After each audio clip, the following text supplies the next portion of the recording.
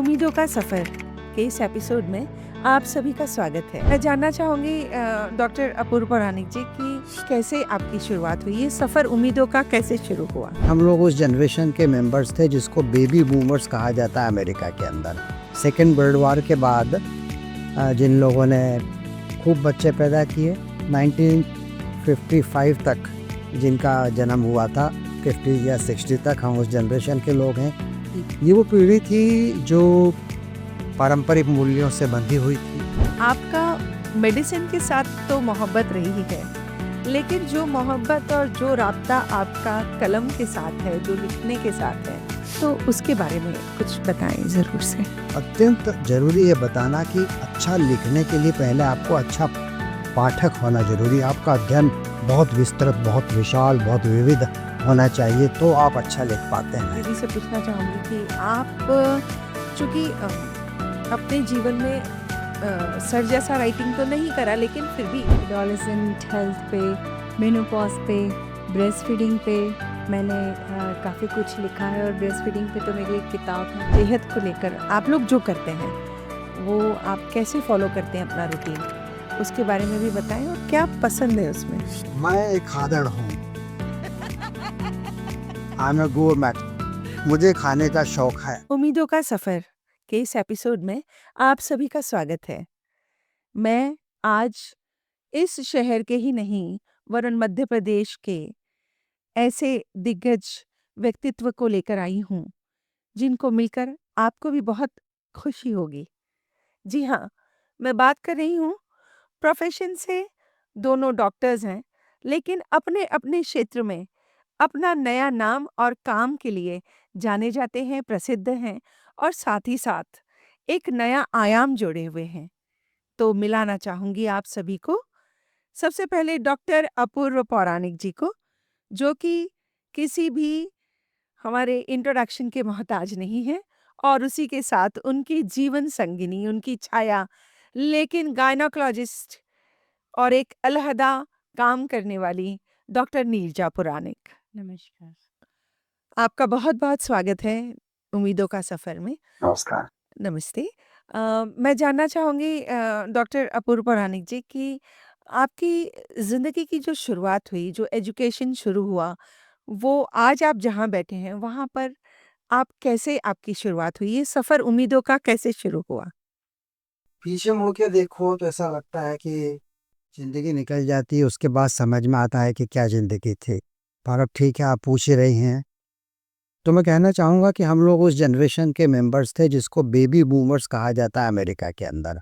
Second world war के बाद जिन लोगों ने खूब बच्चे पैदा किए, मतलब 1955 तक जिनका जन्म हुआ था, 50 या 60 तक हम उस जनरेशन के लोग हैं। जी। ये वो पीढ़ी थी जो पारंपरिक मूल्यों से बंधी हुई थी। हमें अपने परिवार की तरफ से जो संस्कार मिले उनका हम पालन करते थे। और मेरी इच्छा दोनों तरफ ओपन थी, बायोलॉजी लूँ या मैथ्स लूँ, इंजीनियरिंग करूँ। पिता की इच्छा थी, नहीं बेटा तुम डॉक्टर बनो। मैंने कहा ठीक है, डॉक्टर बन जाएंगे, कोई दिक्कत नहीं थी। मेडिकल में आ गए। स्कूली शिक्षा उसके पहले रतलाम में हुई 12 साल। मेडिकल में 9-10 साल गुजरे MBBS और MD करते हुए महात्मा गांधी स्मृति चिकित्सा महाविद्यालय में। और फिर बीच में 4 साल का अंतराल हुआ। उस 4 साल के अंतराल में शादी भी हुई और थोड़ी बहुत नौकरी भी करी। फिर 3 साल के लिए हम दिल्ली चले गए, जहाँ पर मैंने DM neurology all India institute of medical sciences से किया। 86 में इंदौर आने के बाद से फिर हम यहीं पर स्थापित हैं। तो कुल मिलाकर मैं कहूँ कि ये जो मेरा शिक्षा का सफ़र था, जिसको हम अगर पुराने वर्णाश्रम व्यवस्था की बात करें तो जो ब्रह्मचर्य, अब वो तो एग्जैक्टली 25 साल पर तो अपन आजकल नहीं बांटते हैं, तो वो मेरा 1986 में जाके 30 साल की उम्र में, 33 साल की उम्र में पूरा होता है। जी। ईश्वर की कृपा रही, मुझे अच्छे नंबर मिलते रहे, मेरिट मिलती रही। और मैं उस समय मूल रूप से एक पढ़ाकू छात्र के रूप में जाना जाता था। आज की भाषा में कहें तो भीख लोग मुझे कह सकते थे, और उस हिसाब से। जी। लेकिन अभी अपने पर जब अब मैं पीछे मुड़ के देखता हूँ तो लगता है कि जो दूसरे बीज थे वो पहले से थे, मगर मेडिकल एजुकेशन में दबे रहे। जी, जी। मैं आपसे पूछना चाहूँगी डॉक्टर नीजा पुराणिक जी कि आपका ये सफ़र जो उम्मीदों से भरा है, वो कैसे गुज़रा? मेरी स्कूली शिक्षा तो यहाँ इंदौर में ही बाल विनय मंदिर, छतरी बाग, फिर नेहरू पार्क, इन दोनों स्कूलों में हुई। बीच में मैं गुरुकुल भी गई, आर्य कन्या महाविद्यालय बड़ौदा। वहाँ पे बहुत ही अनुशासित जीवन मैंने जिया। हम लोग डंबल, भाला और ये सारी चीज़ें वहाँ पे सिखाया जा ल मतलब शारीरिक और हाँ, मानसिक। मानसिक दोनों तरह की आर्य समाजी हमारा गुरुकुल था। वहाँ पे मैंने 3 साल रही।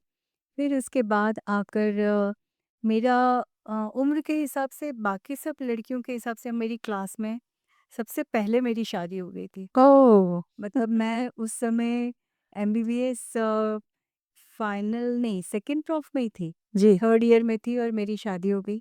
जी। और शादी के बाद ही फिर मैंने सारी मेरी पढ़ाई पूरी की।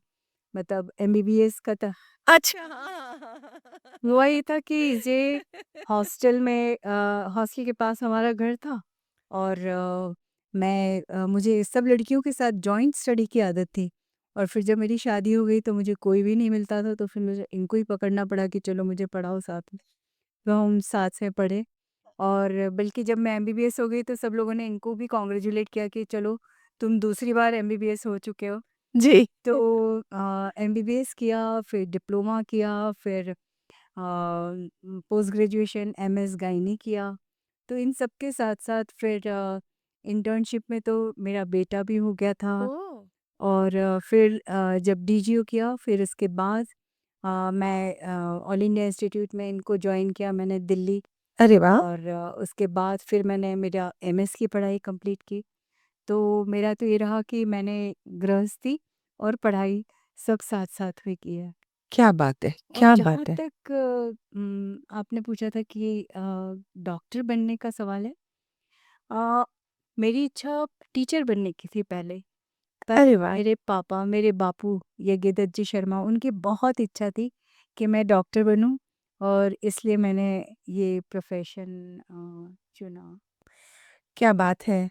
आप देखिए 2 हस्तियाँ हमारे बीच बैठी हैं, दोनों सक्सेसफुल शब्द को पूर्णता देती है और दोनों ने ही अपने माता-पिता की बात को माना और अपनी ज़िंदगी को आगे बढ़ाया।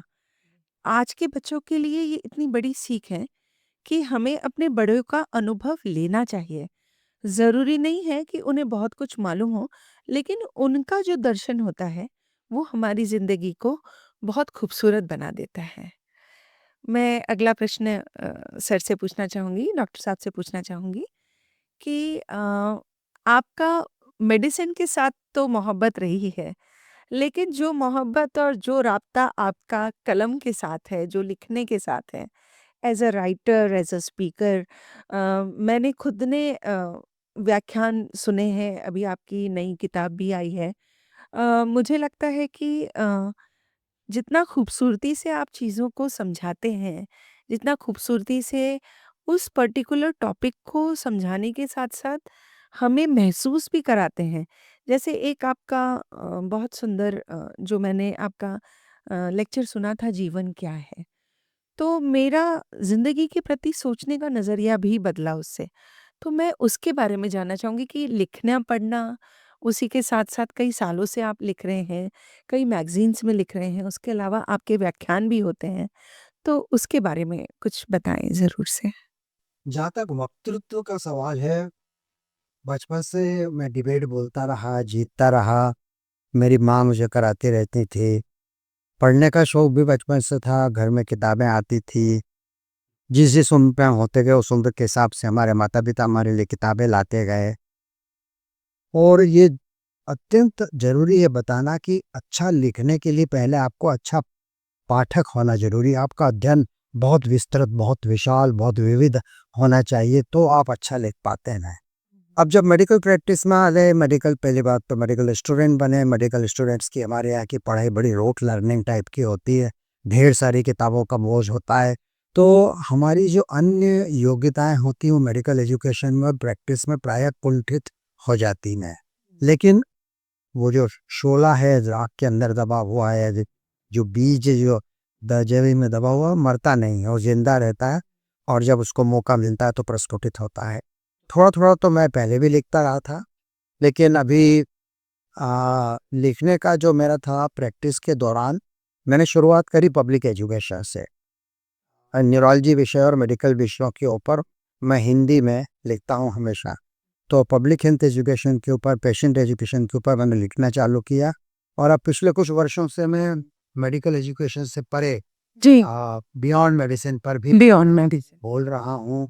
मुझे भाषण देना अच्छा लगता है, गोष्ठियों में भाग लेना अच्छा लगता है, चर्चा में भाग लेना अच्छा लगता है, मैं निबंध लिखता हूँ और अब मैंने कुछ मरीज कथाएं या मेडिकल कथाएं लिखना चालू की हैं। तो इस तरह से मेरा लेखन बढ़ता चला जा रहा है और अब मैं पीछे मुड़ के देखता हूँ तो मुझे लगता है कि अगर मैं डॉक्टर ना होता तो शायद लेखक होता, शायद पत्रकार होता। जैसे राजेंद्र माथुर थे, पत्रकार भी थे और लेखक भी थे। हम लोग एक शब्द यूज करते हैं अल्टर ईगो, हाँ, जो न बन पाए लेकिन हम उसके जैसा बनना चाहते थे। जी। मन में हसरत रह जाती कि हाँ ये एक पर्सन है, मैं ऐसा हो सकता था या काश हो जाता। काश। ऐसे कई लोग हैं मेरे दिमाग में घूमते रहते हैं जो मेरे अल्टर ईगो हैं। जी, अगर मैं डॉक्टर ना होता, इवन डॉक्टरों में भी कुछ लोग हैं जो मेरे अल्टर ईगो है। जी, जी। अभी तो ठीक है हम कितना बन पाते हैं, लेकिन ये बात सही है कि अंदर से ही वो बीज रहता है। फिर मैच्योर होते चले जाते हैं, आपकी जिम्मेदारियां पूरी हो जाती हैं, आपके पास खाली समय बचने लगता है और उसका आप सदुपयोग करना चाहते हैं समाज के लिए। परिवार का सपोर्ट बड़ा इम्पोर्टेंट होता है। यस, क्या यस। कहते हैं, बिल्कुल, बिल्कुल। जो नीरजा मेरे साथ मेरे तमाम प्रकल्पों में कंधे से कंधा मिलाकर जुड़ी रही है, जी, सारी चीजें बहुत मायने रखती हैं। मायने रखती है।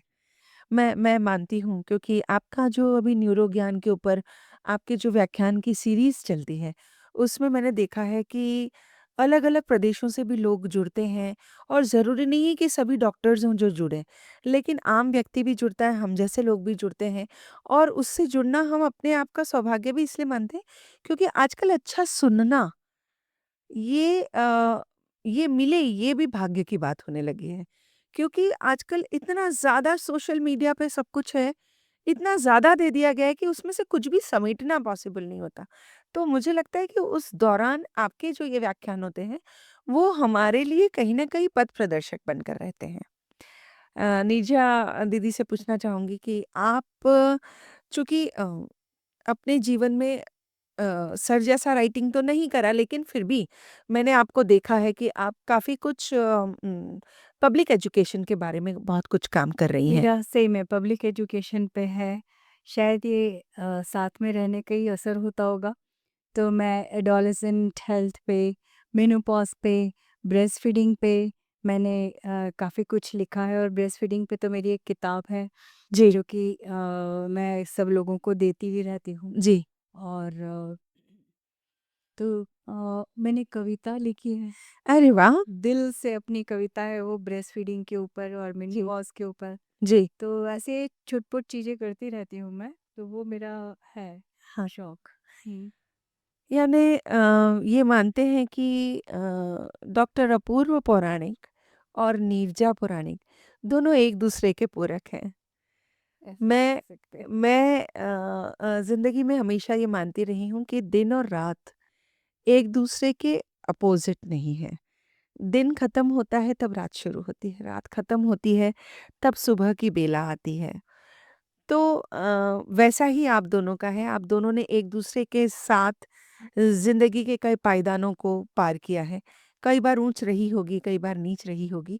तो मैं आप दोनों के बारे में एक-दूसरे से जानना चाहूँगी क्योंकि दोनों का अपना समर्पण है, दोनों का अपना भाव है, दोनों का अपना प्रेम है और उसी के साथ-साथ सबसे बड़ी चीज़ है, परिवार में परवाह और हिस्सेदारी से निभाना। ये मैंने आप दोनों से जाना है और मेरी ज़िंदगी में भी सीखा है।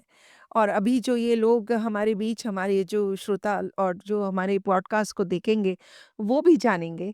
तो मैं जानना चाहूँगी कि आप इस परिवार के क्षेत्र में हम जो परिवार की बात करते हैं, परवाह और हिस्सेदारी की बात करते हैं, तो वो परवाह और हिस्सेदारी और एक-दूसरे के प्रति समर्पण और परिवार के प्रति समर्पण के बारे में आज तक के बारे में, जो आज तक आपने जिया है, उसके बारे में कुछ बताइए? जब हमारी शादी हो रही थी तो मेरे पिता की तरफ 10 भाई बहन थे पिताजी को मिला के, जी। और माँ की तरफ 10 भाई बहन थे माँ को मिला के। ओह! तो मैंने दोनों का वंश वृक्ष बनाया और इनको रटवाया था अरे वाह! ट्री डायग्राम बना के। और फिर इन्होंने इतनी जल्दी सबके साथ आत्मीयता विकसित कर ली कि मेरी बहनें जो मुझसे छोटी हैं वो कम रिश्तेदारों को जानती हैं और ये ज्यादा रिश्तेदारों को जानती जी। हैं। और आज भी उसके बाद कारण ये रहा कि ये ऑब्स्टेट्रिशियन है, तो हमारे रिश्तेदारों में अधिकांश लोग इन्हीं के पास आते, जी। तो उन रिश्तेदारों से ज्यादा क्लोज ये हो गई हाँ। क्योंकि दाल का रिश्ता जुड़ जाता है। हाँ, बिल्कुल सही। हाँ। ये सारी चीजें रही। हमने हमारे घर में छत में 4 पीढ़ियां साथ रही, मेरे माता पिता, मैं, हम दोनों, हमारे बच्चे, और फिर पोती भी हो गई थी उस समय। इस तरह से 4 पीढ़ियां थी। जी, कुछ समय केरी नहीं दिया कि माता जी भी हमारे साथ रहे साथ, और बिल्कुल, हाँ। तो एक मिला जुला परिवार था। और इसके पीछे बैकग्राउंड भी था इनका, ये खुद एक संयुक्त परिवार से आती हैं। ये सारी चीजें मिलकर हमें पारिवारिक बनाती हैं। जी। किसी दूसरे के प्रति केयर करना, एक दूसरे की चिंता करना, जी। ये पाठ हमें सिखाती। जी, आप लोग उस पीढ़ी से हैं जो किसी भी चीज़ को टूट जाने पर जोड़ने में विश्वास रखते हैं, ना कि उस चीज़ को टूटने के बाद कहीं कूड़ा-करकट में फेंकने के। और व्यक्ति से पहले परिवार, जी, और उसके और फिर समाज। समाज। आज का जो पश्चिमी समाज है वो बहुत ज्यादा इंडिविजुअलिस्टिक, हाँ। व्यक्तिवादी हो गया है, जी, लेकिन हम बचे हुए हैं। जी, जी। मैंने अभी जैसे कि अपूर्व जी की बात, डॉक्टर साहब की बात सुनी, मैं चाहूँगी कि आप भी बताएँ कि ज़िंदगी के इस रिश्ते में जो हम एक साथ मिलकर जीते हैं, और उसमें जीने के साथ-साथ हम बहुत सारी चीज़ों को मानते हैं, अपनाते हैं। तो आपको सर की कौन-सी बातें ऐसी लगी? और आपने ज़िंदगी के इस सामंजस्य को, ये बैलेंस करना बहुत इम्पोर्टेंट है, बहुत ज़्यादा ज़रूरी, तो इसको कैसे निभाया दीदी? इसे कैसे निभाया तो समझ नहीं आया। अपने आप सब कुछ होता गया, सब कुछ अच्छा ही होता गया। और सर से तो कोई सवाल ही नहीं कि कोई शिकायत हो कभी। और जैसा कि इन्होंने बताया कि इतनी बड़ी पेडिग्री बना के उन्होंने दी और उसको मैंने रट भी लिया। सारे पूरे परिवार ने मेरे को बहुत स्नेह दिया, बहुत सम्मान दिया, बहुत प्यार दिया। और बता रहे हैं कि अरे इतने बड़े घर की लड़की है फिर भी देखो कितने अच्छे से निभा रही है। तो ये सुन के तो मुझे बड़ा अच्छा लगता था कि अरे वाह! हाँ। इतनी तारीफ़ हो रही है मेरी। तीनों नंदें मेरी बहुत प्यारी हैं। और उन तीनों को तो लगता था कि भैया कभी शादी भी करेंगे कि नहीं? नहीं, हाँ। क्योंकि ये हमेशा पढ़ते ही रहते थे। जी। तो बहुत अच्छे से। और सर ने जैसे बताया कि मेरे साथ एमबीबीएस भी किया इन्होंने। जी। और बल्कि जब मैं स्तनपान जैसी सब्जेक्ट पे और ब्रेस्ट फीडिंग जैसे सब्जेक्ट पे भी बात करती हूँ या अ, हम लोग पढ़ते हैं तो ये मेरा पूरा साथ उसमें भी देते हैं। जिस हाँ। तरह की मैं एपिलेप्सी मैं इनके साथ जाती हूँ वे सारे सेमिनार्स में। और हाँ, हम लोग व्याख्यानमाला। व्याख्यानमाला वगैरह में। तो ये भी उसी उतनी ही ज़ील से उतनी ही मतलब जैसे बोलते हैं ना कंधे हाँ। से कंधा मिला के हाँ, उन्होंने हाँ। मेरा हर तरह से सपोर्ट किया। जी, जी। इन अ लाइटर वेन, वह हल्के मूड में एक बात बताना चाहूंगा हाँ। कि मेरी फेस मेमोरी बहुत कमजोर है। जी। आपका चेहरा तो शायद मैं नहीं बोलूंगा, कई बार बड़ी एम्बरेसिंग, शर्मिंदगी वाली सिचुएशन बन जाती है। वो बहुत मज़ेदार चीज़ है। सामने वाला तो कभी कभी इंसल्टेड फील करता है कि कि हाँ। मुझे पैसा, हाँ। और इनकी फेस मेमोरी बहुत अच्छी। अरे वाह! ये तो पर दूसरी बात आप सुनेंगे तो आपको और मज़ा आएगा हाँ। कि मेरे से नाम नहीं निकलते। कि मेरे अच्छा। को पता है कि या ऋषिना हाँ। ऋषिना का नाम नहीं निकलेगा, पर ये वो है, ये या इसका इस परिवार से है परिवार से और है। इनका आना-जाना हमारे परिवार में थी, ये क्या तो जब ये डिस्क्राइब करती हैं तो मेरे को नाम याद आ जाता है। अरे वाह! Made for perfect, made for each other, made for each other. ये जो शब्द सिर्फ़ बोले गए हैं ना, जीवन में कहीं लिखे गए हैं, उसको सार्थक करते हुए ये तो हम दंपति। दोनों जब साथ में होते हैं हाँ। तब एक पर्सन को, एक बंदे को हम अच्छे से पहचान पाते हैं। जी। और एक बार मैंने इनको बता दिया कि ये वो हैं, तो उन्होंने नाम बता दिया। फिर उसके बाद तो ये पूरी उसकी पेडिग्री बता देते हैं कि इसके पिताजी का नाम ये है, इसके दादाजी का नाम ये है, ये वो करता है, ये इसका प्रोफ़ेशन ये है। मैं तो ऐसे हम लोग एक-दूसरे को जी।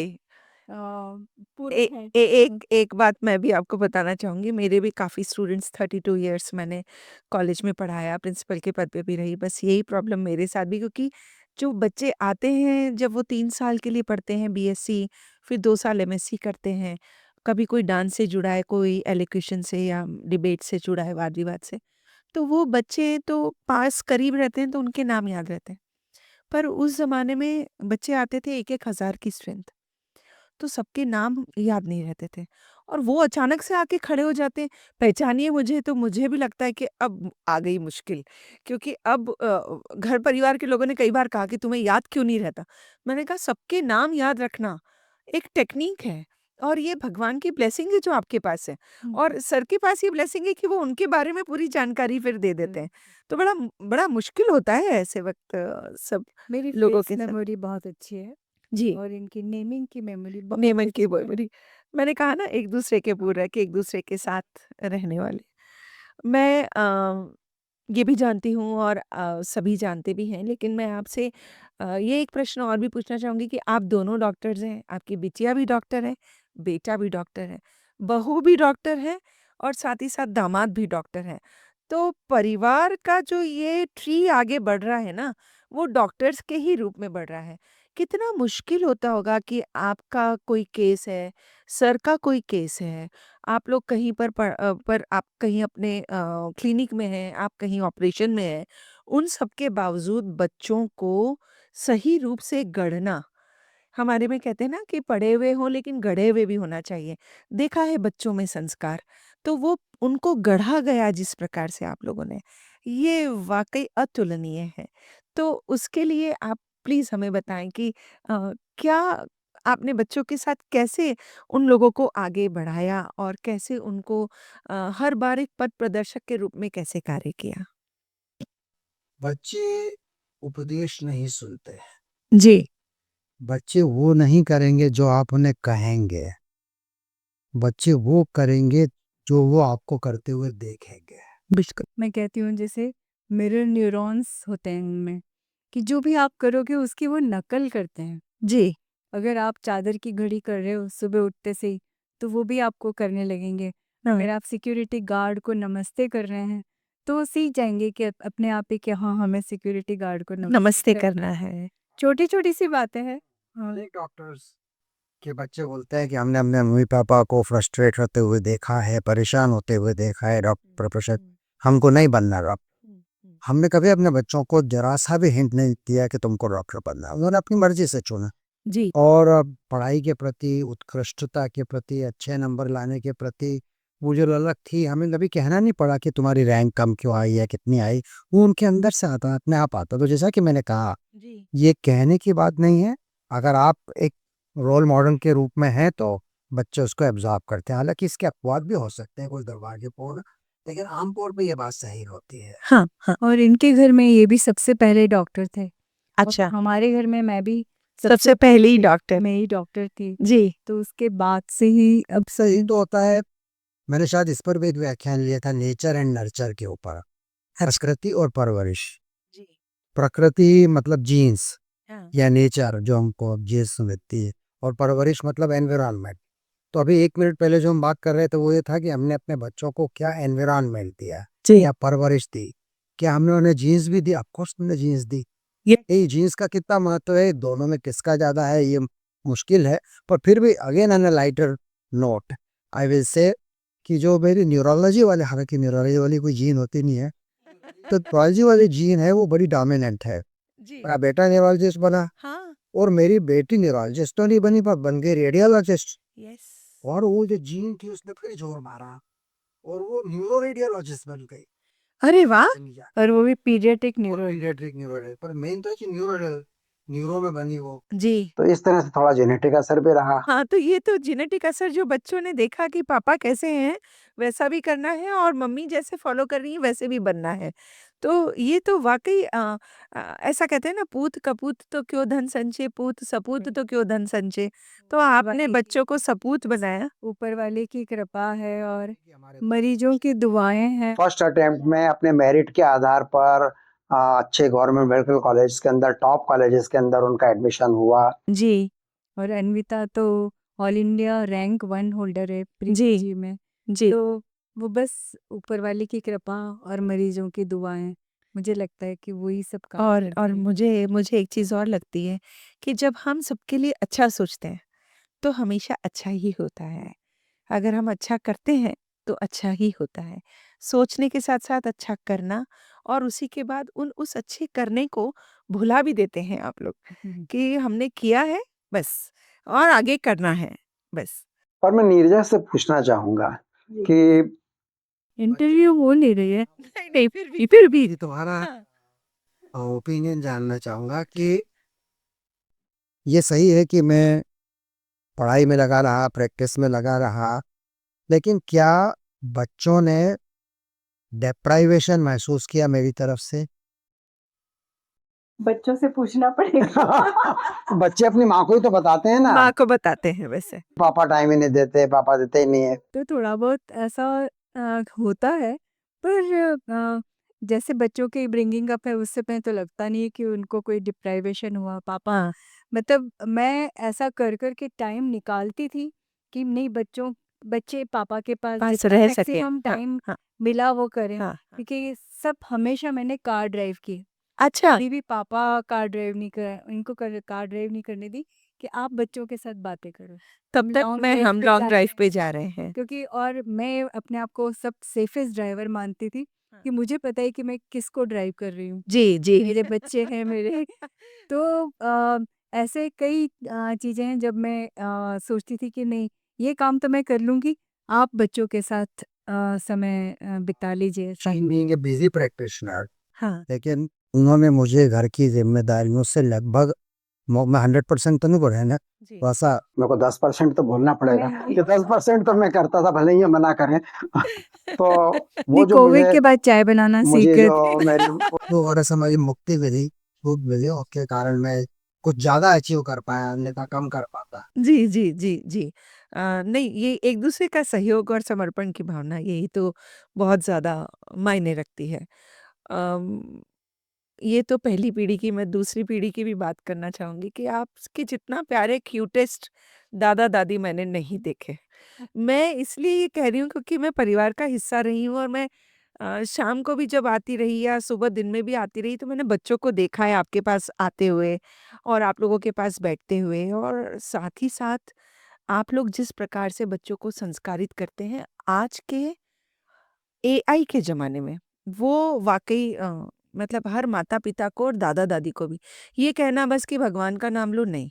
लेकिन हम अपने बच्चों को क्या संस्कार दे रहे हैं, वो आप जिस तरीके से संस्कारित कर रहे हैं, वो वाक़ई मुझे लगता है कि उसको हमें आगे बढ़ाना चाहिए, हम सबको भी सीखना चाहिए।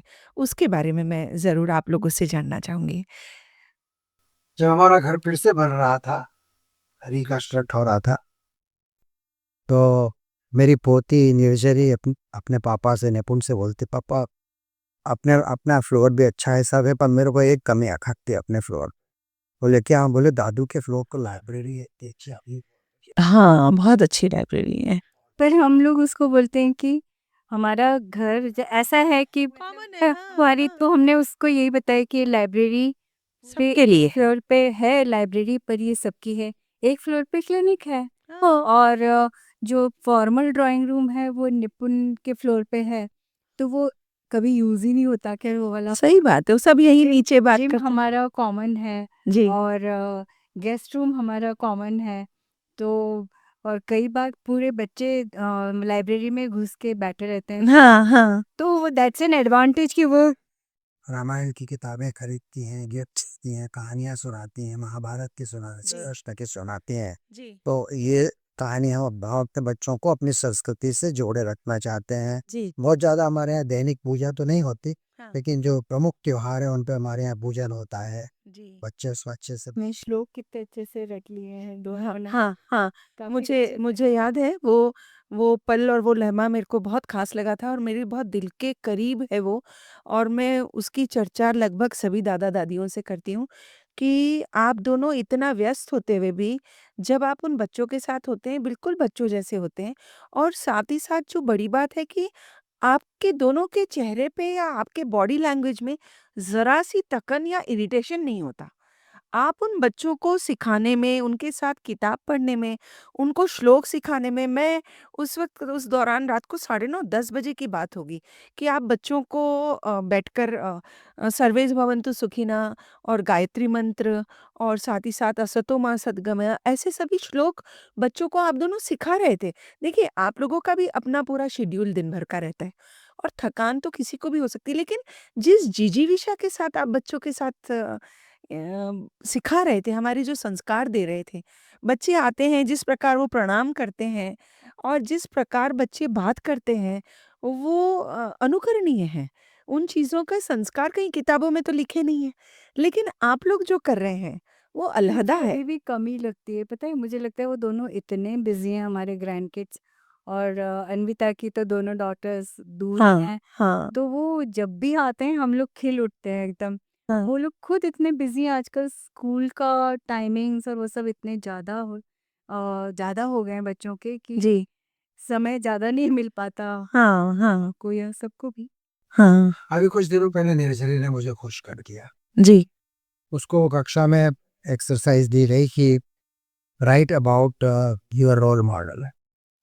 ओह! तो उसने लिखा I want to write about my grandfather. अरे क्या बात है! मैं एक पेज पूरा मेरे बारे में लिखा कि व्हाई ही माय रोल अरे वाह! इससे बढ़िया आपको कौन-सा पुरस्कार चाहिए? अरे वाह! मॉडल। उसके 1 महीने पहले मेरी नातिन जो कनाडा में है, उसको उसकी टीचर ने कहा, वो बड़ी छोटी क्लास में नर्सरी तो 9th में आ गई है। उसको कहा गया कि you take a short interview with someone important in your life. Okay. तो उसने अपने नाना को चुना, मेरे को चुना जी। और उसने मुझे क्वेश्चन लिख के भेजे कि नानू आप इन प्रश्नों का उत्तर लिख के मेरे को भेज दो, मैं क्या बात! आंसर बुक में डालूंगी। तो दोनों तरफ से कहते हैं ना, दोनों हाथों में हाँ, मैच होना। ऐसे कहते हैं ना अपने मालवी में कि अपने बच्चे तो जो हैं वो दूध बन के रह जाते हैं, लेकिन ये अपने जो नाती-पोती होते हैं, ये मक्खन मलाई बन जाते हैं। ब्याज ये है। हाँ, ये ब्याज है मतलब ये तो हमारे क्या लड्डू पेड़ा है हमारा। और ये बच्चों की परवरिश में एक चीज और अच्छी लगी, ये भी शायद हमारी संस्कार का असर रहा होगा, क्योंकि हम लोग हिंदी के उपासक हैं, जी, हिंदी के लिए काम करते हैं। जी। अब निपुण और अन्विता भले ही हिंदी माध्यम के स्कूल में ना पढ़े हों, लेकिन कुछ असर तो आता होगा उनके मन में। जी।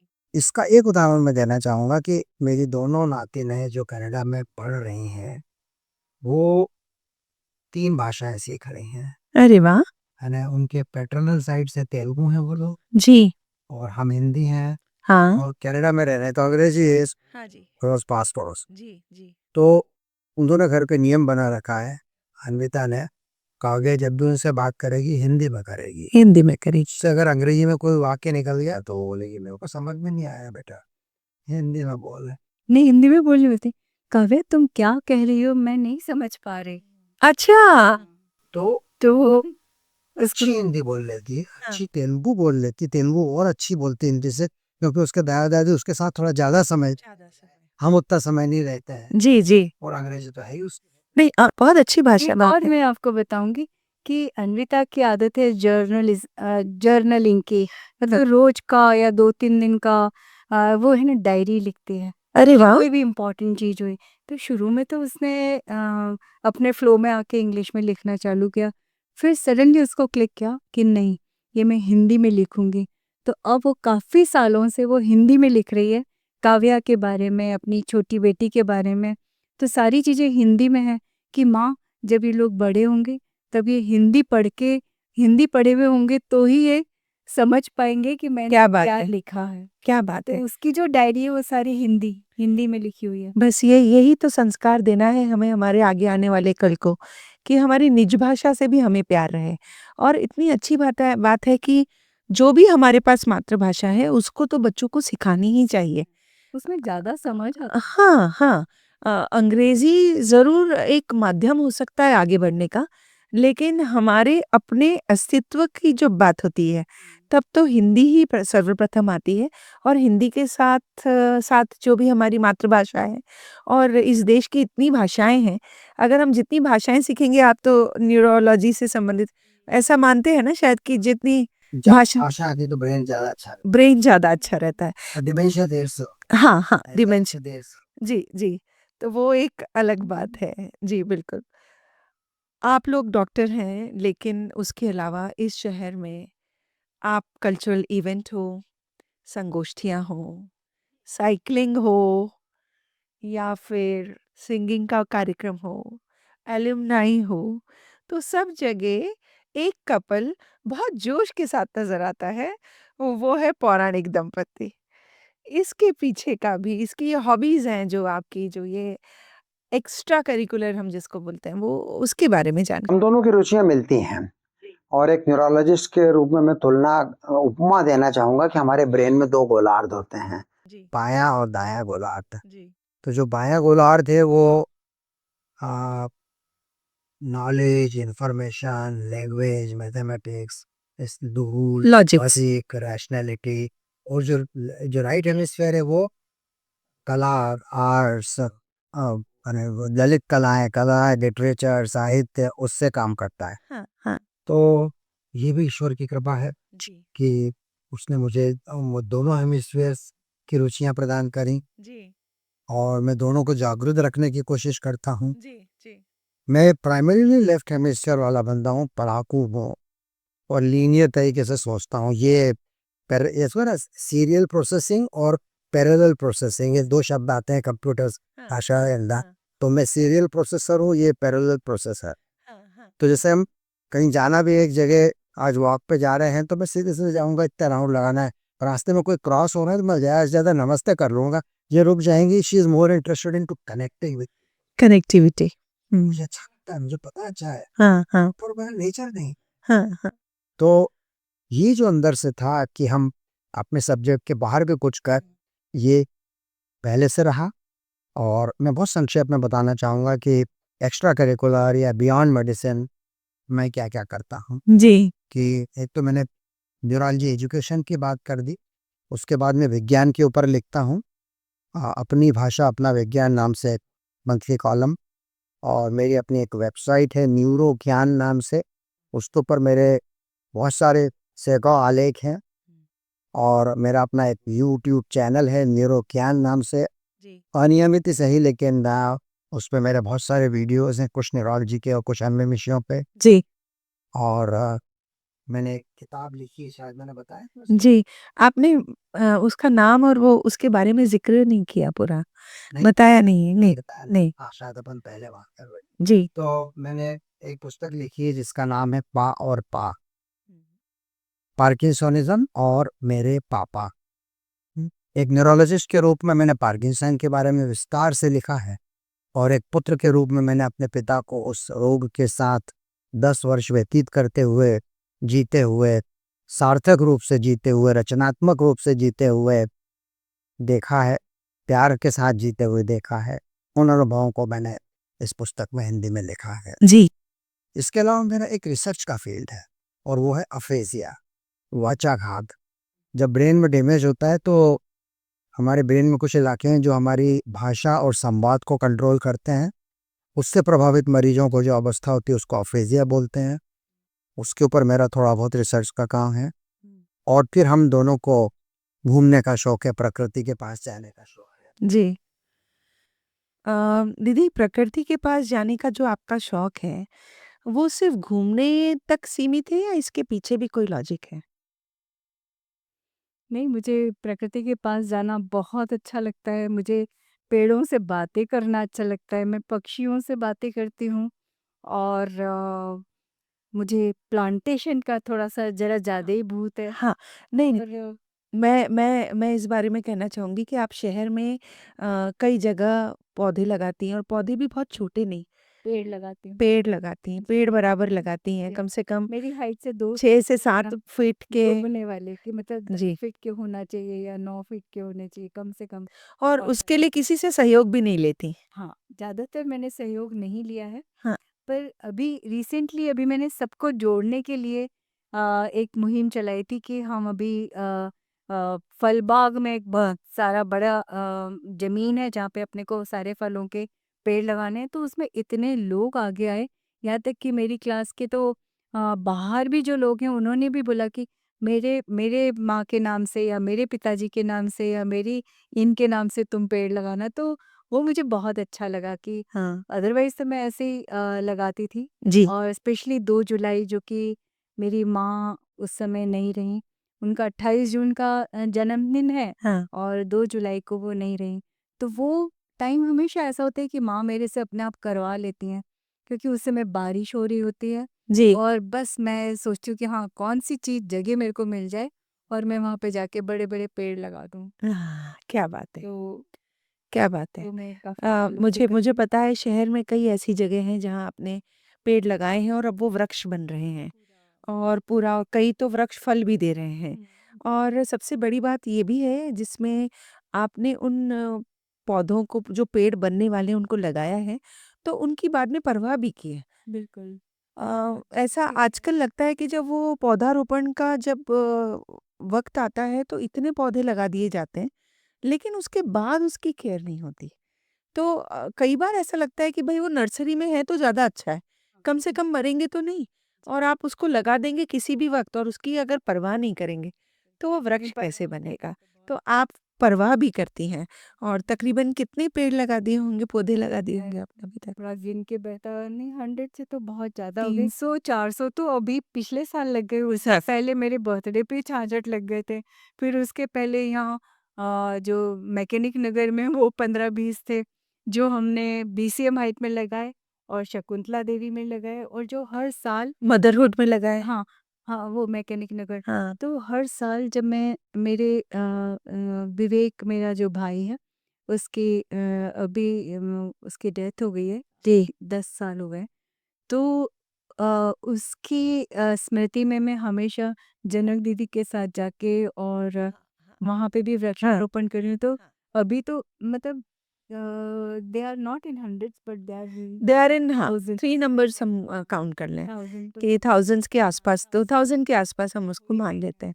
मतलब मैंने गिना नहीं, पर अब मैं ये सच में तुमने अच्छा बताया, मैं अब गिनना चालू करती हूँ कि मैंने कम से कम अकाउंटेबिलिटी रहेंगे ना दीदी तो तो क्या है कि हमें भी शहर में हम जो काम करते हैं उसको आपको लोग फॉलो करते हैं तो जब अगर लोग आपके बारे में बात करते हैं जब लोग जैसा मैंने आपसे कहा कि कहीं मैं बैठी थी तो उन्होंने कहा कि नहीं नहीं दीदी को एक जगह जोड़ना ज़रूरी क्योंकि उन्होंने हमारे प्रेमाइसेस में पौधे लगाए और वो आज भी लहला रहे हैं और उसके फूल आज हमको मिल रहे हैं तो आपको याद करते हैं उस चीज़ के लिए तो मुझे ऐसा लगता है कि और उसके बाद भी आपने कभी उस चीज़ का आप दोनों के साथ सबसे अच्छी चीज़ है आप इतना ईज़िली, इतना मन के साथ, इतने मतलब सहज और सरलता के साथ आप लोग मिलते हैं और मिलते ही एक रिश्ता बना लेते हैं। तो ये वाक़ई अपने आप में बहुत ही खूबसूरत सी बात है। तो तो उनको भी ऐसा लगा तो ये बात तो लोग अगर याद रखते हैं, तो एक थोड़ी-सी अकाउंटेबिलिटी रहेगी तो बिल्कुल मैं वाक़ई अपने लिए एक अच्छी बात रहेगी और आप लोगों का एक और शौक है, आप देश-विदेश घूमने जाते हैं। तो वो घूमना सिर्फ़ घूमना होता है या उसके पीछे कुछ और जानना भी होता है? ये एक क्लीशे है। क्लीशे का मतलब होता है कुछ चीज़ जो बार-बार दोहराई जाती है और पिकी-पिटाई हो जाती है, मैं उसको दोहराऊँगा। To travel is to discover yourself और ये बहुत सही बात है। जब हम यात्रा करते हैं तो अपने आप को खोजते हैं। हम किसी स्थान के भूगोल, वहाँ के इतिहास, वहाँ की टोपोग्राफ़ी, वहाँ का लैंडस्केप सब कुछ देखते हैं, प्रकृति की सुंदरता को निहारते हैं, मुग्ध हो जाते हैं, डूब जाते हैं, मेडिटेशन जैसा लगने लगता है। सुबह और शाम और अनेक रंगीनियाँ, तरह-तरह के परिदृश्य, फिर हम वहाँ के लोगों से मिलते हैं, उनकी संस्कृति को जानते हैं, उनकी भाषा के साथ खेल करते हैं, उनकी भाषा और अपनी भाषा में समानार्थी शब्दों को ढूँढते हैं, उनकी cuisine के ऊपर एक्सपेरिमेंट करते हैं, चखते हैं। हालाँकि हम लोग शाकाहारी हैं, पर हम डरते-डरते तरह-तरह का स्वाद चखने की कोशिश करते हैं। हम उनकी जीवन शैली को जानना चाहते हैं और जाने के पहले ख़ास तौर से मैं तो पढ़ के जाता था कि जिस जगह जाना वहाँ के बारे में खूब पढ़ के जाओ। हालाँकि उसका एक माइनस पॉइंट हो जाता था कि टिक मार के ये 10 पॉइंट, ये चेक बॉक्स बचा है, ये बचा है, ये बचा है, ये बड़े परेशान हो जाते। अरे पुश तो चेक बॉक्स छोड़ दो, जरूरी है कि सबको टिक करना। चेकलिस्ट पूरी करना ज़रूरी है क्या? अब मैंने ढील दे दी, अब मैं नहीं करता हूँ। क्या है कि निपुण प्लानिंग करता है या अन्विता प्लानिंग करती है, अगर उनके साथ जाते हैं जी। उनके ऊपर छोड़ देता हूँ। और जी। हलाल नहीं करता कि मेरा ये छूट गया, मेरा वो छूट गया, कुछ नहीं। अरे वाह! सेहत को लेकर आप दोनों बहुत ज़्यादा ध्यान देते हैं और बहुत ज़्यादा जागरूक हैं इसके बारे में। तो सेहत को लेकर आप लोग जो करते हैं, वो आप कैसे फ़ॉलो करते हैं अपना रूटीन? उसके बारे में भी बताएँ और क्या पसंद है उसमें करना? ये तुम शुरू करो। नहीं, नहीं, वो आप अच्छे से बताओगे, बताओ। बताइए ना दीदी। बताओ। हुँ। थोड़ा बीच में वो बोल दूँगी थोड़ा बहुत। मैं एक खादड़ हूँ, आई एम अ गोरमैट। मुझे खाने का शौक है। यदि ये कहा जाए कि क्या आप खाने के लिए जीते हैं, तो मैं हाँ बोलूँगा। या आप जीने के लिए खाते हैं, हाँ वो तो सही बात है, जीने के लिए तो खाना पड़ता ही है। तो इन दोनों में अगर हम संतुलन निकालें, तो आइडियली जो नीरजा कहती है, उसके अनुसार 90% आपको जीने के लिए खाना है, 10% आप रख लो खाने के लिए जीना है। मेरे केस में शायद वो 30% होगा, नॉट मोर देन 50%। है तो कम ही, पर इनकी तुलना में थोड़ा ज़्यादा है। लेकिन इसके बावजूद मैं सजग हूँ, चाहे मुझे कितना ही शौक हो खाने का, मीठे का भी, नमकीन का भी। लेकिन ये सजगता मेरी शुरू से रही है, नीरजा के कारण बढ़ती चली गई। बाद में जब डायबिटीज़ हो गई तो और बढ़ना पड़ी, लाजमी हो गया। अब निपुण और अन्विता ने इस विषय में खूब रुचि लेना चालू कर दी, longevity science and healthy living. वो लोग मुझे काफ़ी ज़्यादा प्रेरित करते हैं, समझाते हैं। तो हमारे भोजन पर जो कंट्रोल होना चाहिए, हेल्दी फूड, उसके विस्तार में मैं नहीं जाऊँगा। ये एक पहलू हुआ। दूसरा पहलू है फिजिकल एक्टिविटी का, शारीरिक। भोजन का एक थोड़ा-सा मैं एक और ऐड करना चाहूँगी कि सर का है ना, थ्योरी बहुत स्ट्रॉन्ग है। उनको पता है कि हाँ, ये अच्छा है, ये बुरा है, पर प्रैक्टिकल देखा जाए तो प्रैक्टिकल थोड़ा-सा कमज़ोर हो जाते हैं, जहाँ आग्रह के बहुत कच्चे हैं। जी। यहाँ किसी ने 2 बार बोल दिया तो बस फिर वो फिसल जाते हैं और मेरा रहता है कि नहीं मतलब नहीं, मुझे नहीं खाना है। और मेरा तो नाम ही इन्होंने एक अजीब-सा नाम रख दिया है, जी। किल जॉय। Oh my God! कि मैं ना तो खाने देती हूँ, ना खुद खाती हूँ, ना मैं किसी को खाने देती। और अब तो मैंने ना ओवर द टाइम मेरा ऐसा हो गया कि अब मैंने बहुत ज़्यादा बनाना भी छोड़ दिया। जी, क्योंकि अगर खुद बनाओ तो थोड़ा बहुत खाना ही पड़ता हाँ, है। और खाना फिर बचना नहीं चाहिए वो। और फिर बहुत सारा बनाती थी माँ। वो आप भूल गए कि मैं पूरा साउथ इंडियन मैंने ही शुरू किया से बनाना। तो फिर उसके बाद तारीफ़ भी होनी चाहिए उसकी कि तूने बहुत अच्छा बनाया, भले ही कैसा भी बनाओ। तो फिर अब मैंने छोड़ दिया कि अब मेरे को ज़्यादा बनाना ही नहीं हाँ, और ज़्यादा आग्रह करके खिलाना भी। खिलाना भी नहीं। तो मैं फिजिकल एक्टिविटी पे बताना चाहूँगा। काफ़ी शुरू से मैं इसके प्रति सजग रहा। कभी मैं और मेरे अलग-अलग दौर आते गए हैं। कुछ महीने, कुछ साल तक मैं रस्सी कूदता रहा। कुछ सालों तक मैं रेडियो कॉलोनी वाले घर से पुलिस ट्रेनिंग स्कूल तक 1 डेढ़ घंटे की स्लो जॉगिंग, रनिंग करता रहता था। फिर बाद में हमने कभी स्टेडियम में दौड़ना चालू किया। फिर कभी हमने बैडमिंटन खेला मैं 4-5 साल, अरे वाह! ऐसे क्लब में। राला मंडल भी जाते थे हम, साइक्लिंग भी करते थे। ये तो स्पोरेडिक थे, मैं रेगुलर की बात कर। स्पोरेडिक इवेंट तो ठीक है, स्पोरेडिक साइक्लिंग भी की है, ट्रैकिंग भी की है, जी, पर जहाँ तक रेगुलर का सवाल है, कुछ ना कुछ फिजिकल एक्टिविटी है। आज की तारीख में हम लोग लगभग 1.5 से 2 घंटा अपनी फिजिकल एक्टिविटी पे देते हैं। क्या बात! सुबह जिस पर से कि करीब 1 घंटा, पौन घंटा योग पे होता है। जी। योग के अंदर मैं थोड़ा रिलक्टेंट स्टूडेंट रहा। मेरी सिस्टर और मेरी भांजी बहुत उसमें निष्णात हैं और वो बेइशारों से मुझसे कह रही थी, जिन्होंने पहले ज्वाइन किया, फिर मैंने बाद में ज्वाइन किया और मुझे अच्छा लग रहा है। जी। इसके अलावा हमारे यहाँ जिम है और उसमें हम वेट्स और रेजिस्टेंस वाली एक्सरसाइज करते हैं ताकि मसल और प्रोटीन बना रहे। जी। और तीसरा थोड़ा कार्डियो के रूप में एक ब्रिस्क वॉकिंग या जॉगिंग। सब मिला के 1.5 से 2 घंटा हम भेज देते हैं। क्या बात है, प्रतिदिन? वहाँ एक और हमारी आदत रही है कि हम लिफ्ट को डिच करते हैं, डिच द लिफ्ट। असंभव सीढ़ियों पे चढ़े, 1-2 मंजिल तो बहुत ही नॉर्मल बात है, लेकिन एमवाई में मैं 4थी या 5वीं मंजिल जाता था, विशेष जुपिटर में मैं 7वीं तक जाता था, बॉम्बे अस्पताल में 12वीं तक जाते थे क्या बात कर रहे हैं? माने में। तो समय के साथ कभी कभी हमारे घुटने तकलीफ देते हैं, तो ऑकेजनली हमको लिफ्ट लेना पड़ती है, पर अभी भी हमारी कोशिश रहती है कि वी टिच द लिफ्ट। मैं इस पॉडकास्ट पे आप लोगों को मैं भी प्रॉमिस करती हूँ कि I have to ditch the lift, और अब मैं ये शुरू करूँगी। मैं आती हूँ आपके यहाँ पर, लेकिन हमेशा मैं लिफ्ट से आती हूँ, तो अब कोशिश करूँगी कि मैं आपके यहाँ पर सीढ़ियों से आऊँ। इवन मेरा रियान जो मेरा पोता है वो भी उस चीज़ को देखता है, फिर उसको लगता है दादी के साथ जाना है, मतलब कि मुझे तो सीढ़ियों से ही जाना है। जी। फिर एक आध बार वो मैं आई और वो लिफ्ट में घुस रहा था, दादी मैं आज बहुत थक गया हूँ इसलिए मैं लिफ्ट यूज कर रहा हूँ। अच्छा मतलब उसको गिल्ट होता है कि दादी दादू तो स्कूल से आया और बस्ता लेके हाँ। सामान लेके तो दादी मैं आज बहुत थक गया हूँ इस वजह से। प्रश्नों का सिलसिला तो जारी है, लेकिन एक प्रश्न दिल में आता है कि आप हमारे इस उम्मीदों के सफ़र के पॉडकास्ट के लिए क्या ऐसे कुछ आध्यात्मिक बात या जीवन शैली को लेकर, या कोई ऐसा कोट या ऐसी कोई बात जो आपको ऐसा लगता है अपील करती है कि जीवन में फॉलो होनी चाहिए? आप दोनों की एक साथ तो बहुत सारी होंगी, कुछ बातें एक साथ वाली और कुछ बातें अलग-अलग।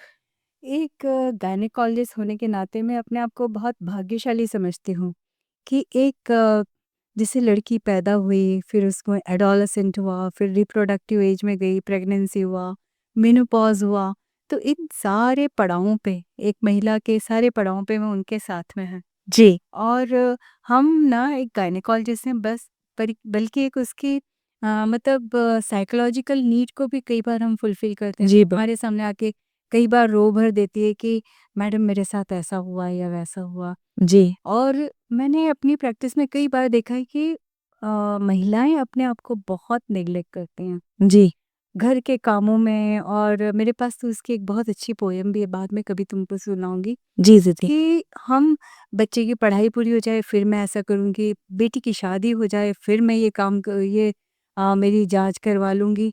तो ऐसे करते करते हम अपने आप को, शरीर को बहुत नेग्लेक्ट करते हैं। जी, तो मुझे सब महिलाओं से और बल्कि पुरुषों से भी ये कहना है कि take care of your body, because that is the only place in which you are going to live.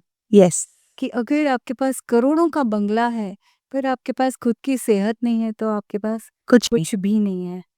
तो एक तो अपने स्वास्थ्य का ध्यान रखिए, अपना ध्यान रखिए, अपने परिवार के साथ-साथ खुद का ध्यान रखना बहुत बड़ी बात है। जी, हम अपने बच्चों को ये गिफ्ट दे रहे हैं कि हुँ। हम दोनों फिट रह रहे हैं, इसलिए कि इस एज में भी उनको हमारे लिए अभी कुछ करना नहीं पड़ रहा है। जी, बिल्कुल, बिल्कुल। तो हम अपने परिवार को ये गिफ्ट दे सकते हैं कि हाँ, हम अगर फिट हैं तो हाँ, परिवार उससे खुशी होगा। बिल्कुल, ना बिल्कुल। तो ये एक मैं सबको कहना चाहूँगी कि जी, या स्वस्थ रहना। मैं ये संदेश देना चाहूँगा कि जीवन में तनाव अवश्यंभावी है। स्ट्रेस इज़ अनअवॉइडेबल और limited amount of stress is essential. उसके बिना आप क्रिएटिव नहीं होते, उसके बिना आप कॉम्पिटिटिव नहीं होते, आपकी रचनात्मकता, आपकी स्पर्धात्मकता, सफलता सब कुछ बराबर। थोड़ा बहुत तो स्ट्रेस तनाव ज़रूरी है, जी, लेकिन हर चीज़ की एक सीमा होती है, थ्रेशोल्ड होता है, उसके बाद उसकी अति होती है। वो थ्रेशोल्ड व्यक्ति के लिए और समय-समय के लिए अलग-अलग होता है। जी, जब ये लगने लगे कि आपको थ्रेशोल्ड क्रॉस हो रहा है, तो आपको मेडिटेशन की ज़रूरत है। और मेडिटेशन ज़रूरी नहीं कि आप किसी हिमालय की गुफा में जाके बैठ जाएँ, आँख बंद करके हरि का नाम जपते रहें। जी, जी। मेडिटेशन तो यहाँ इस स्टूडियो में बैठकर भी मैं 5 सेकंड के लिए आँख बंद करके मेडिटेशन कर सकता हूँ, जी। और बहुत आसान है। उसका सिंपल सा फ़ॉर्मूला है जो सभी लोगों ने बताया है, चाहे वो महर्षि महेश योगी रहे हों, चाहे वो श्री श्री रहे हों, चाहे वो सद्गुरु रहे हों, चाहे वो कोई भी रहे हों। इन सबको मैंने गहराई से तो अध्ययन नहीं किया, लेकिन वो ये है कि अपने आप को वर्तमान में ले आओ, इस क्षण में। जो कि शायर रुधियान भी का गीत है, आगे भी जाने न तू पीछे भी जाने न तू। जो भी है ये बस यही एक पल। ये जो पल है ना, पल पल आप 5 सेकंड 10 सेकंड के लिए आप भूल जाओ कि आप अभी क्या कर रहे थे और आगे क्या कर रहे थे, उस पल में रहो। तो आप कुछ भी कर रहे हो, इसका ये मतलब नहीं कि आप जो प्लानिंग कर रहे थे या आपके सामने जो समस्या थी जो आपको हल करना थी, वो आप छोड़ दोगे। आप पलायन नहीं कर रहे हो, जी लेकिन आप रेस्ट ले रहे हो। हाँ। ये 10 सेकंड का, 5 सेकंड का, 1 मिनट का, 2 मिनट का रेस्ट, इसको मैं माइक्रो मेडिटेशन बोलता हूँ। जी और ये मुझे शांति देता है और मैं सोचता हूँ ये हर किसी के लिए संभव होना चाहिए। इससे हमारा ब्रेन रिजुवेनेट होता है। क्या बात है, क्या बात है। और कोई कोट आप जो हम सभी को कहना एक चाहें? दो कोट हमारे कॉमन है जो हम लोगों ने श्री हरिवंश राय बच्चन जी की आत्मकथा के 4 खंड साथ में बैठ के पढ़े थे। वो एकमात्र बड़ी किताब है। हम मन का हो जाए तो अच्छा और ना मन का हो जाए तो अच्छा, और ना हो तो बहुत अच्छा और भी अच्छा। और बच्चन जी उसमें ये भी लिखते थे, grow old with me, the best is yet to be. The best is yet to be. और मेरे प्रिय लेखक डॉक्टर ऑलिवर सैक्स ने लिखा था कि 80 का जो दशक होता है जीवन का, वो सबसे स्वर्णिम दशक हो। हाँ So we are looking forward to the 10th decade of our life. As my mother is writing it in the 10th decade of her life, still still she's writing. अपने संस्मरण लिख रही हैं और भी किताबें लिखी हैं उन्होंने। तो सभी के लिए हमारा संदेश है कि जीवन की प्रत्येक अवस्था की अपनी एक सुंदरता होती है, अपना एक ग्रेस होता है। जीवन के जिस पड़ाव पे हो, उस पड़ाव पे आगे का भी सोचिए, पीछे का भी सोचिए, याद भी करिए, इतिहास से सीखिए भी, गलतियों से भी सीखिए, भविष्य की योजनाएं भी बनाइए, पर बीच बीच में बार बार कोशिश करिए कि आप वर्तमान को एंजॉय करो। जी तो ये मेरा संदेश है। क्या क्या बात है। एक बहुत ही पर्सनल चीज़, आज के ज़माने में जब हम फ़ोन पे एक दूसरे से बात कर सकते हैं, इंस्टाग्राम है, हम चैट कर सकते हैं, मैसेज भेज सकते हैं, लेकिन आप लोगों ने वो ज़माना जिया है जब ट्रंक कॉल हुआ करते थे और आप दोनों एक दूसरे से अलग भी रहे हैं। तो ऐसा तो नहीं हुआ होगा कि पत्र नहीं लिखे होंगे? तो क्या उन पत्रों पत्रों को आपने सहेजा है और उनमें क्या बातें ऐसी होती थी जो आपको एक दूसरे से दूर रहते हुए भी करीब महसूस कराती थी? 1983 में मैं डीएम न्यूरोलॉजी करने एम्स न्यू दिल्ली गया था। तब इनका गायनी का कोर्स बाकी था 1.5 साल। मेरे को दिल्ली में 3 साल रहना था, तो 1.5 साल हमारा वियोग का विरह का साल था। जी। तो उस अवधि में हम लोग डेली रिपोर्ट, जैसे एग्जीक्यूटिव डेली रिपोर्ट तो नहीं, पर कुछ कुछ वैसा ही था। जी, मैं थोड़े ज़्यादा लिखता था, ये थोड़े कम लिखती थी। जी। उन पत्रों को मैंने सहेज के रखा है। अरे वाह! और मुझे आप जैसा कोई एडिटर मिल जाएगा तो मैं उनको छपवाऊंगा किताब के। बिल्कुल, बिल्कुल, मैं चाहती हूँ कि जो पत्र का माध्यम है वो शब्द जो है वो कितने करीब होते हैं। आज वो बात, वो फीलिंग आती ही नहीं है जब आप किसी का मैसेज पढ़ते हैं या आप एक-दूसरे से फ़ोन पे भी बात करते हैं तो लेकिन इसमें पत्र जब कोई लिखता है तो उसमें ऐसा लगता है कि उस व्यक्ति ने अपने जीवन के सारे भाव उड़ेल दिए। तो मैं बताऊँ राउंड्स लेते-लेते कोई मुझे आके बोलता था हम दिल्ली जा रहे हैं, तो उसी कंटिन्यूएशन शीट पे जो पेशेंट्स अस्पताल की स्टेशनरी जो होती जी, जी, जी, जी। तो उस कंटिन्यूएशन शीट पे मैंने कई पत्र लिखे हैं सर को क्या बात है! कि अरे तुम जा रहे हो? है, स्टेशनरी पे लिखे हैं। वहाँ के, हाँ, हाँ। मैंने गलत काम किया उस नहीं, नहीं, नहीं, नहीं, नहीं, नहीं, नहीं, वो सही काम किया। आपने उसको फाड़ के कहीं उसका नुकसान नहीं किया। वो तो भावनाओं मैंने का कहा अरे एक कई कई पत्र एम्स और एमवाय हॉस्पिटल की स्टेशनरी पे ही लिखे हुए हैं कि हम कोई जा रहा है, अच्छा, अच्छा मैं तुमको एक लेटर देती हूँ चलो। जी, मैंने वो लेटर लिखा और जी, सर तक पहुँचा हुआ है ऐसा। जी, जी, जी। मुझे मुझे ऐसा लगता है कि ये जो पत्र लिखने का है ना, ये पत्र लिखना हमारी पीढ़ी तो भूल ही चुकी है। आने वाली पीढ़ी तो पत्र क्या होते हैं आप तो जानते ही हैं पोस्ट ऑफिस ही में ही अब अ, वो जो लाल बॉक्स हैं वो अब एज़ अ शो पीस मिलने लगे हैं, जो पोस्ट बॉक्स होते थे। और कितना उस वक़्त कितना जुनून होता था, ट्रंक कॉल आने वाला है, पूरा परिवार आस-पास बैठ जाता था। पोस्टमैन आता था तो हम रास्ता, अरे पोस्टमैन भाई आता मेरी था चिट्ठी आई तो कि मेरी नहीं। चिट्ठी आई कि नहीं, और पोस्टमैन से रिश्ते बना के रखते थे। और वो पोस्टमैन भी ध्यान रखता था कि चूँकि ये दोनों दूर हैं, तो मुझे इनके यहाँ पहले पहुँचानी है। और वो जो खुशी आपकी होती थी, जो खुशियाँ झलकती थी, वो पोस्टमैन देखकर खुश होता था कि चलो, मैंने एक अच्छा काम किया। अभी ये कुछ महीने पहले ही मैं अभी रियान मेरे पोते को जी, जीपीओ लेके गई हाँ, कि देख यहाँ पे ऐसा ये लाल डब्बा है, इसमें अपन लेटर डालते हैं। हाँ, और उसको एक पोस्ट कार्ड वहाँ से खरीद के दिया और उसने खुद को ही लेटर लिखा लिखा। और खुद का एड्रेस लिखा। तो फिर जब वो हमारे एड्रेस थे वो और लाल डब्बे में डाला, उसका मैंने फोटो भी लिया। और एक दिन बाद वो घर पे आया तो बड़ा खुश हुआ, देखो मेरी चिट्ठी मेरे को मिली। उसे पता तो लगा कम से कम ऐसे चिट्ठी कि है। तो चिट्ठियों के कुछ सुर हम बहुत कुछ जानना नहीं चाहेंगे, पर कुछ 2-3 लाइन्स अगर आप दोनों की कुछ याद हो, आप कुछ पढ़ के सुना दीजिए, कुछ दीदी आप पढ़ के सुना हाँ। दीजिए। प्रिय नीरू, 10 जनवरी 1984, 9:15 PM, ड्यूटी रूम। ओह! ढेर सारा प्यार मेरी ओर से, मनी मन स्वयं को कर लेना। निप्पू को मेरी ओर से एक कहानी ज्यादा सुना देना। अरे वाह! मुझे याद कर रोना मत, मुस्कुराना। क्या बात है।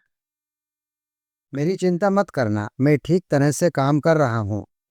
तुम कुछ सार्थक तरीके से अपनी पढ़ाई और काम कर रही हो, यह विश्वास मुझे अपनी विरह वेदना को कुछ सहनीय बनाने में मदद करता है। क्या बात है, रुला रहे हो आप तो। मुझे इस विश्वास को तोड़ना नहीं, यही जिम्मेदारी मेरी तुम्हारे प्रति भी है। क्या बात है। मैं उसे पूरी तरह निभाऊंगा। जी, निप्पू के साथ खूब मस्ती करना। नीरू, यादों के झरोखे से कुछ कुछ निकाल कर यूं ही लिख लेना। मैं भी स्मृति के सरोवर में आंख मूंद कर निकाले गए एक दो मोतियों को अपने पत्रों का श्रृंगार बनाऊंगा। अरे वाह! याद है 1983 की अंतिम दोपहर, गुनगुनी पर कमजोर सी धूप, लोधी गार्डन की हरितिमा पर सानिध्य की गर्मी के बूते पर ही इतने आनंददायी हो पाई थी। क्या बात है, क्या बात है, क्या बात है। आपने भी फिर कुछ पत्र लिखा होगा ना दीदी? 6 सितंबर 1984। मेरा जन्मदिन था। अरे वाह! आज सुबह से मैं सोच रही हूँ, देखो मैं फ़ोन भी नहीं कर पा रही हूँ आपके जन्मदिन पर। तार तो मैं सुबह सीटीओ जाकर कर आई थी। ओह! उस जमाने में तार करते थे, करने जाना पड़ता था। करने जाना पड़ता था। जी। दीदी आप गाते भी हैं। आप लोग दोनों बहुत क्यूटली डांस भी करते हैं। प्रैक्टिस करते हैं, गाते भी हैं। आपको सिखाना नहीं, पड़ता बट स्टिल वो आप खड़े होते हैं, सर ने कभी नहीं किया पर वो कोशिश करते हैं और अब कई सालों से ये सिलसिला भी जारी है। दीदी कोई गीत की 2 लाइन्स आप सुनाना चाहेंगे? बहुत सुरीला तो नहीं गाती हूँ मैं, पर हाँ, नहीं, आवाज़ बहुत मैं अच्छी है। कोशिश करती हूँ। वक्त के सितम कम हंसी नहीं, आज है यहाँ कल कहीं नहीं। वक्त से परे अगर मिल गए कहीं, मेरी आवाज ही पहचान है, गर याद रहे। क्या बात है! क्या बात है! क्या बात है! क्या सुरीला अंदाज़ है दीदी। कहाँ एक तरफ आप गायनिक हैं, कहाँ आप एक तरफ पब्लिक एजुकेशन में ब्रेस्ट फीडिंग के लिए, मेनोपॉज़ के लिए बात करती हैं, न्यूट्रिशन के लिए बात करती हैं। कहाँ एक तरफ गाना, सर के कहाँ एक तरफ व्याख्यान, कहाँ जीवन की बातें, उसी के साथ-साथ इतने अच्छे संस्कारों से सबको गढ़ना वाक़ई कमाल है। तो ये था उम्मीदों का वो सफ़र जो ताउम्र चलता रहे, चलता रहे, चलता रहे। और आज के इस पॉडकास्ट में उम्मीदों का सफ़र ऋषिना के साथ में हमने ये सीखा कि 1 और 1 मिलकर 11 नहीं बनना है, एक और एक मिलकर 2 नहीं बनना है। एक और एक मिलकर अगर हम एक बन जाते हैं, तब जीवन का सार खूबसूरती से, खुशियों से, उमंगों से और एक-दूसरे के प्रति प्यार से निभाने के साथ बीतती है। इसलिए एक और एक मिलकर 11 मत बनिए, एक और एक मिलकर एक बन जाइए। बहुत-बहुत धन्यवाद आदरणीय डॉक्टर अपूर्व पुराणिक जी और आदरणीय दीदी नीरजा पुराणिक जी। आप दोनों को मैं अपने साथ पाकर बहुत आह्लादित हूँ और बहुत-बहुत ज़्यादा मन से इतनी खुश हूँ कि आज हमने इतनी सारी बातें संस्कारों को लेकर, सभ्यता को लेकर, परिवार को लेकर और बहुत सारे नियमों को लेकर और संस्कारों को लेकर की है और ये आगे आने वाले कल को वाक़ई एक नई दिशा देगी। बहुत-बहुत धन्यवाद। आगे हम ऐसे ही मिलते रहेंगे उम्मीदों के सफ़र में ऋषिना के साथ। आप ज़रूर इस चैनल को सब्सक्राइब कीजिए और साथ ही साथ इस सफ़र में हमारा साथ दीजिए। धन्यवाद।